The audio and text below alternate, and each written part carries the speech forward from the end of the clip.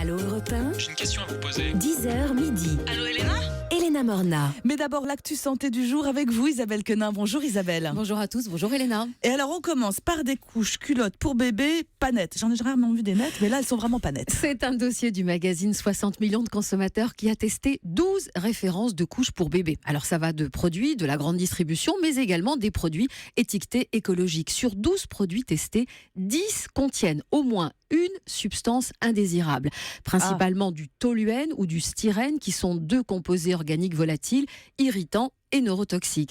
Les teneurs sont inférieures aux seuils réglementaires, mais le souci, Léna, c'est que ces seuils ont été définis en cas d'inhalation des produits et qu'au jour d'aujourd'hui, on ne connaît absolument pas le risque pour les bébés quand les produits sont directement au contact de leur peau 24 heures sur 24. Alors j'ai contacté 60 millions de consommateurs.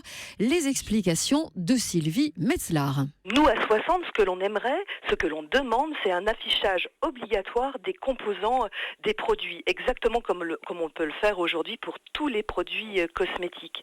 Et ce que l'on demande également, ce sont des contrôles réguliers et stricts et que les autorités de santé fassent évaluer le risque de certains produits. On manque encore d'informations scientifiques sur l'implication de certains produits. Alors, on ne connaît pas encore exactement tous les risques, notamment de migration entre la couche et la peau du bébé, mais de toute manière, on sait déjà qu'on a des risques d'allergie et bien sûr des risques d'irritation parce que le bébé, quasiment 24 heures sur 24, est assis sur des produits plastiques.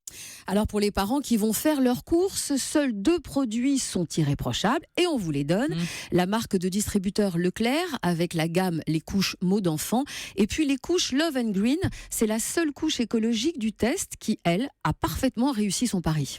Allez, direction Los Angeles avec une épidémie de rougeole. 18 cas ont été signalés la semaine dernière et le département santé américain prend les choses très au sérieux car il y a 2 ans, une première épidémie avait touché 159 personnes et ce alors même que l'on pensait la rougeole totalement éradiquée aux États-Unis. Alors quelles sont les raisons de cette flambée de rougeole ? Eh bien c'est la non-vaccination. Aucune des personnes atteintes n'était vaccinée. Ce rejet de la vaccination a amené l'État de Californie à promulguer une loi rendant le vaccin obligatoire chez tous les enfants scolarisés. Et ça vous fait réagir, Marcel Ichou ? Ça me fait réagir d'une manière générale. C'est la même chose pour la grippe, pour la rougeole, et on va parler du cancer du col de l'utérus.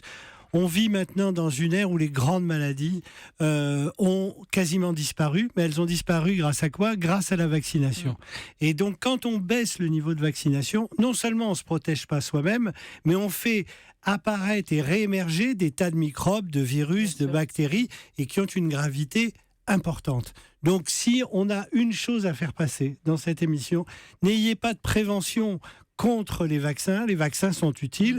Il y a des études qui nous permettent de voir leurs effets secondaires et s'il y a le moindre effet qui risque d'endommager la santé, eh bien on les retire. Alors, retour en France pour le chiffre du jour, Isabelle. Et le chiffre du jour, Elena, c'est 14, comme 14% des Français qui possèdent un sextoy.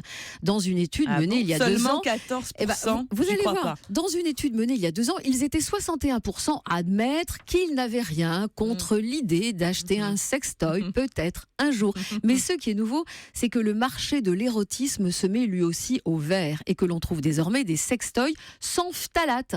Les phtalates, ce sont des produits chimiques présents dans le plastique et régulièrement incriminés pour leur effet négatif sur notre système de reproduction. Mais ça ne suffira pas, car d'autres études ont trouvé qu'il y avait aussi des phtalates dans les préservatifs.